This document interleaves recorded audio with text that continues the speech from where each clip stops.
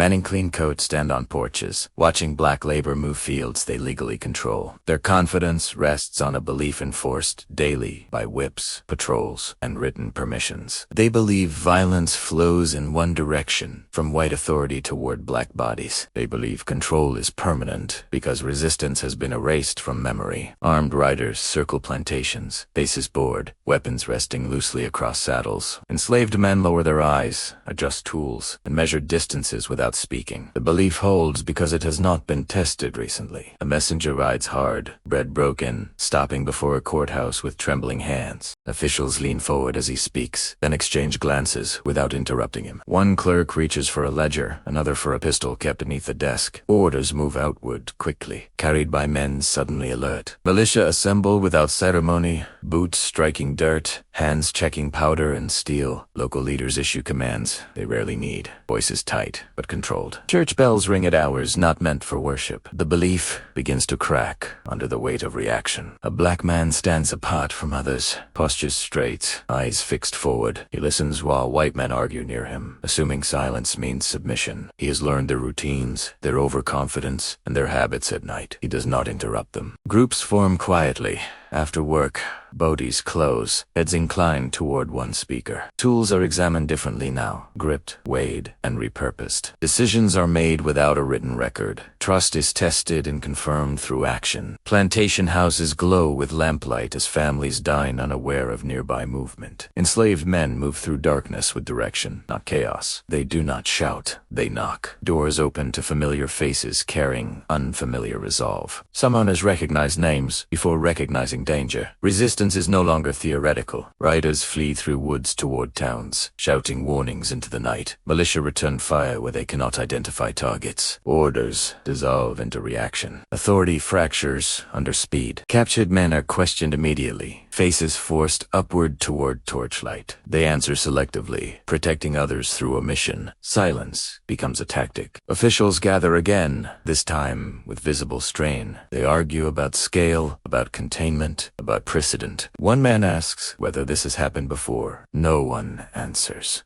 Courts are convened without juries as crowds press close. Sentences are delivered quickly to reassert dominance. Executions become public signals rather than private punishments. Black bodies are displayed as warnings meant to restore belief. White families attend, watching closely for reassurance. The reassurance does not come. Rumors travel faster than orders. Reports exaggerate numbers, coordination, and reach. Fear fills gaps where information fails. State officials correspond with federal authorities using careful language. They describe disorder without naming its cause directly. They request resources without admitting vulnerability. Legislators draft new laws under pressure, pens moving late into nights. They restrict movement, assembly, literacy, and speech. Each restriction acknowledges a prior failure. Black congregations are broken apart by armed supervision. Preachers are replaced or silenced under threat of arrest. Spiritual gathering is reclassified as a political risk. Patrols increase, but their eyes now scan shadows with urgency. Every pause in the fields feels charged. Control requires constant reinforcement. A white editor selects words carefully before printing accounts. He emphasizes disorder, minimizes cause, and avoids naming leaders. Readers see danger without understanding motive. The name of the black organizer circulates privately among officials. It is spoken with caution, not curiosity. They study his movements after he is gone. Records list property damage and fatalities. With precision, they do not list reasons. They do not list grievances. Northern papers receive filtered reports stripped of local panic. They frame events as isolated madness rather than organized resistance. Distance becomes insulation. In legislative chambers, men debate security rather than humanity. They fund militias and patrols as permanent institutions. Fear becomes policy. Black families watch as restrictions tighten around daily life. They adjust behavior without surrendering memory. Stories move quietly between generations. Children learn which questions bring punishment and which invite silence. They also learn which moments adults still whisper about. Public memory hardens around a simplified version of events. Complexity is removed for stability. Agency is removed for comfort. Schools later teach obedience, broken briefly by irrational violence. They omit planning, coordination, and political awareness. They omit the fear felt by those in power. Monuments appear appear honoring restored order, not challenged authority. Blacks describe peace without describing its cost. Silence is carved into stone. The event becomes a warning rather than a question. Its meaning is managed. Its implications are buried, but institutions remember even when textbooks do not. Laws remain shaped by that night's response. Policing inherits its posture. Surveillance becomes normalized around black movement and gathering. Assumption replaces evidence. Suspicion becomes routine. The original belief is rewritten, not restored. Violence is still framed as what fear is reassigned. Black resistance is recast as an anomaly, not a pattern. White reaction is framed as a necessity, not a choice. Responsibility shifts quietly. The men who reacted first are remembered as protectors. The men who planned are remembered, if at all, as criminals. Power controls naming. Archives preserve orders, not emotions. They show mobilization, not panic. They show response, not cause. What remains visible is enforcement. What disappears is leverage. What survives is consequence. The system adapts rather than collapses. It becomes more restrictive, more organized, more watchful. Fear is absorbed into structure. By the time history is taught,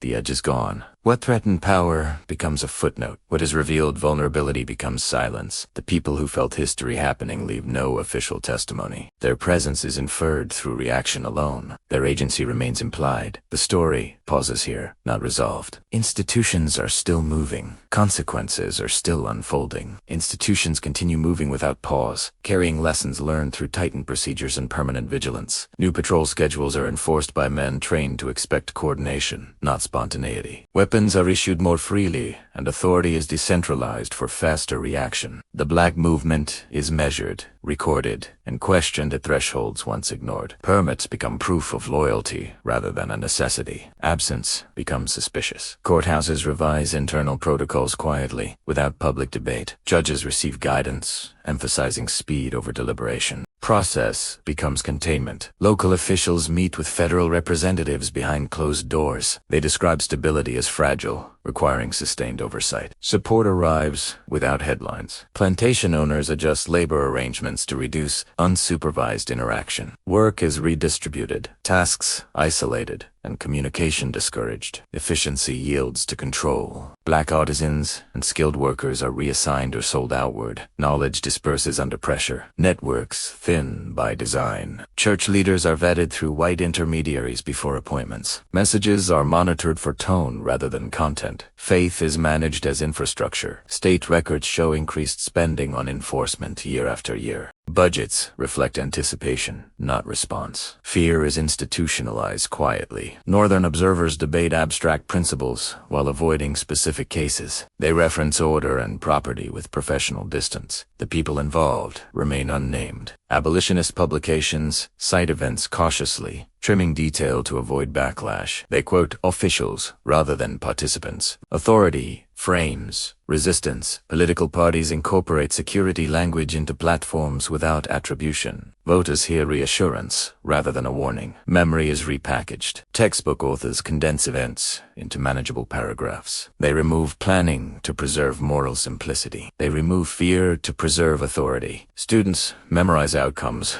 without encountering decisions. Desi laus, nad reaxius, desi order restored. Public ceremonies commemorate peace through uniformed presence. Speeches emphasize unity without addressing fracture. Applause replaces inquiry. Descendants of those targeted inherit restrictions as normal conditions. They adapt daily movement to unseen boundaries. Surveillance blends into routine. Policing practices mature around the anticipation of collective action. Crowds are interpreted as threats before forming. Presence becomes probable cause. Courts cite precedent without context, reinforcing earlier interpretations. Judgments align with established posture. Continuity masks origin. Legislatures revisit earlier statutes only to expand them. Sunset clauses are ignored. Temporary measures become permanent architecture. Media coverage of later unrest borrows language developed decades earlier. Terms imply disorder without specifying the cause. Patterns repeat with different names. Academic debates focus on moral philosophy rather than operational response. They analyze intent while overlooking reaction. Power remains implicit. The name of the organizer fades from public discourse. His actions survive only through institutional residue. Impact outlives recognition. Historical societies catalog artifacts without centering lived experience. Exhibits feature uniforms and weapons over faces. Human stakes recede. Communities remember differently through guarded storytelling. Accounts emphasize caution rather than confrontation. Survival reshapes narrative. Each generation inherits modified restrictions justified by inherited fear. No single law explains the structure. Accumulation does. Modern policing manuals trace lineage without naming origin. Tactics persist divorced from cause. Assumption hardens into doctrine. Education